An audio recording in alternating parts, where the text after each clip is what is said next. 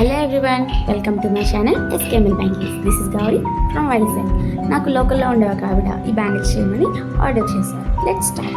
ముందుగా silk thread తీసుకొని ఏదైనా book, flag or any object మీకు అవైలబుల్గా ఏది ఉంటే అది తీసుకొని మనం స్టార్టింగ్ థ్రెడ్ అనేది గట్టిగా పట్టుకొని రౌండ్గా చుట్టుకుంటూ వెళ్తుంటే మనకి థ్రెడ్ అనేది తయారవుతుంది.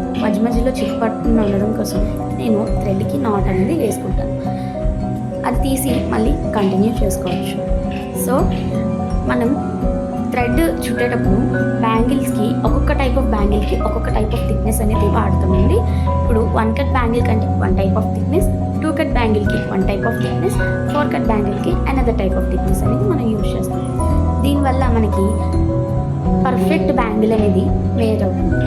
ఇప్పుడు మనం బ్యాంగిల్ కోసం థ్రెడ్ తీసుకున్న తర్వాత దాన్ని ఎడ్జ్లో కట్ చేసుకొని ఆ ఎడ్జ్కి చిన్న గ్లూ అప్లై చేయడం ద్వారా మనం థ్రెడ్ అనేది చిక్కులు పడకుండా మనం అడ్జస్ట్ చేసుకొని అప్ అండ్ డౌన్ అవ్వకుండా ఉంటుంది.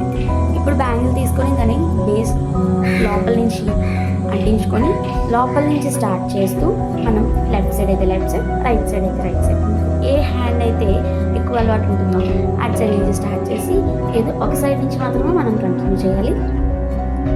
చుట్టుకుంటూ వెళ్తూ ఉంటే మీకు బ్యాంగిల్ అనేది రెడీ అవుతుంది. మనం చుట్టేటప్పుడు చేసే పొరపాటు ఏంటి అంటే సమ్ టైమ్స్ మనం లూజ్గా వదిలేస్తుంటాం.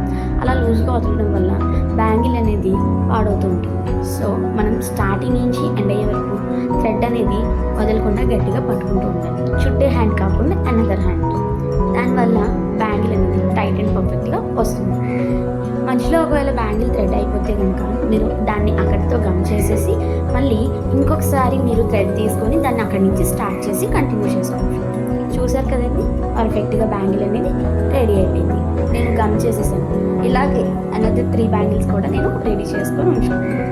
చూస్తున్నారు కదండి, పర్ఫెక్ట్గా వచ్చింది. ఎక్కడ కూడా ఉగ్గు కానీ ఒక దారం పోగు కానీ బయటకు రాకుండా పర్ఫెక్ట్గా వచ్చింది. ఇప్పుడు దీనికి మనం స్టోన్ రెడీ చేసుకుందాం. నేను గ్లూ అనేది చాలా హై క్వాలిటీ వాడుతున్నానండి. ఎందుకంటే మనం పెట్టిన అమౌంట్కి ఎఫర్ట్స్ ఉండాలి కదండి. అందుకోసం మనకి కస్టమర్ అనేది ఓన్లీ స్క్వేర్ షేప్లో ఉండే కుందన్సే వాడమని చెప్పారు. నేను ఈ కుందన్స్ తీసుకొని స్టార్ట్ చేశానండి. కంటిన్యూస్గా అదే కుందన్ పెట్టుకుంటూ వెళ్ళిపోతున్నాను. ఎందుకంటే వాళ్ళు మమ్మల్ని ఇదే అడిగారు కాబట్టి.